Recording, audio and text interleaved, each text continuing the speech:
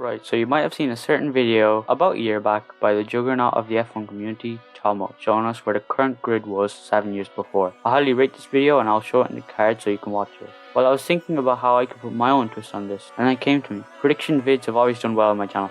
Thanks for the money. So how about this? Where will the current F1 grid be in 5 years? Well, no one knows. I'll have a guess.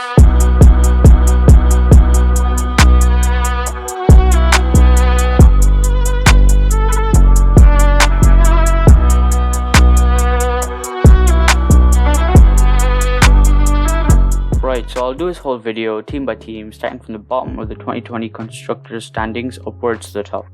5 years is a lot of time, so a lot of drivers will have changed and there might have even be a couple of retirees. Right, so that means we should start with the current Williams pairing. So Nicholas Latifi, in my opinion, is just average with really good race pace for his level, often beating his teammate. Right now I think he feels at home with Williams, so currently I think if Williams go through the regulations and stay towards the bottom of the grid, I can see him staying. If Williams do a last to first, I can hardly see Latifi staying unless he goes into hibernation and comes out as the clone of Lewis Hamilton. So in my opinion, it's either Williams or retirement. Now, for George Russell, this should be easy enough. It's quite obvious he won't stay at Williams, so I think his most likely option is Mercedes for the long term. But if not Mercedes, which would cause a lot of riots, I could see him being placed in Aston Martin or McLaren or staying at Williams for the short term, the last option being extremely unlikely. Then he could move up to Mercedes in the long term again. He is an extremely hot commodity, so I can see any team trying to gain him realistically, but the teams I mentioned earlier are the most likely. Right, so now we go on to the Haas duo. For Nikita Mazepin, it's either Haas or retirement, as realistically he's not even good at driving and that's just the truth. If Haas's gamble into 22 goes really well, or if Haas can recover from their financial dump, then I reckon he might be out of a seat. Then again, if Big Daddy Maz buys the team, it will be a Lance Stroll situation. Mick Schumacher right now is quite the unknown quantity, as his consistency is all over the place right now. It's well known that he will always do better in his second year. Once he gains that experience, I can see him moving to Alfa Romeo in the short term and then to Ferrari, or just straight to Ferrari for the long term in 2023. And next we have Alfa Romeo. It's pretty obvious that Kimi is way past his prime and I can only see him retiring this year or next year. I can see him becoming a part of Ferrari's or Alfa Romeo's management, similar to what Jenson Button has done for Williams. With Antonio Giovinazzi, I can only see him staying in Alfa Romeo for maybe 3 or 4 years before getting the boot. Realistically, I think he's only being kept there because he's Italian, and when Kimi leaves, he will be there to score points while Alfa Romeo schools one of their juniors, such as Portier or Ayla, to become their lead driver. Then Gio will get booted to the Shadow Realm, aka Formula E. WEC or DTM are both also options. Next we have AlphaTauri, which is a tough one because I think the Red Bull Junior Academy is very cutthroat. For Yuki Tsunoda, I think it's very tough. He's super inexperienced and I reckon he'll get 2 years or 3 years in the team before a final decision is made about the future. It's either to Red Bull or the Shadow Realm or other alternative series. Pierre Gasly is a really confusing one. It seems like the Red Bull higher-ups don't want to re-promote Gasly, as it will show that demoting him after half a season was a bad decision and it will hurt their massive egos.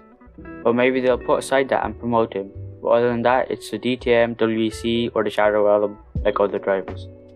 I reckon he might be back though, maybe for Alpine or Williams or maybe even Mercedes. Right, so up next we have the pressure cooker that is Ferrari. Hold up, wait a minute, something ain't right. And I know it isn't alright.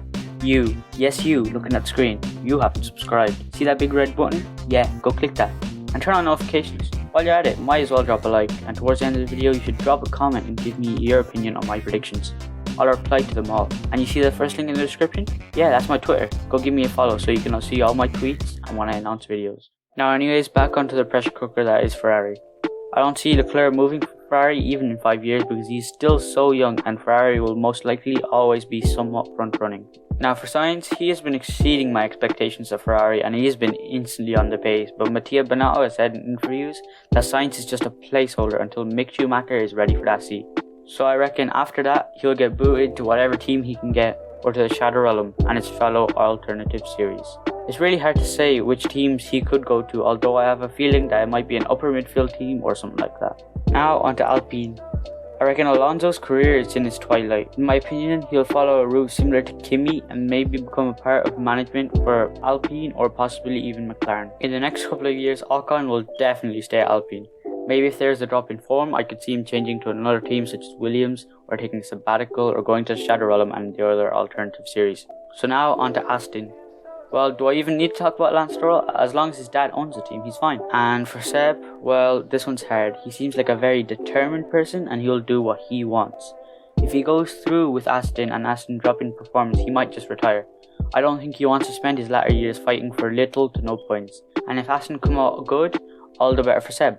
Maybe he'll stay for 3 or 4 years before following the Kimi path and maybe having a management role for Ferrari or Aston or another similar team. And now McLaren.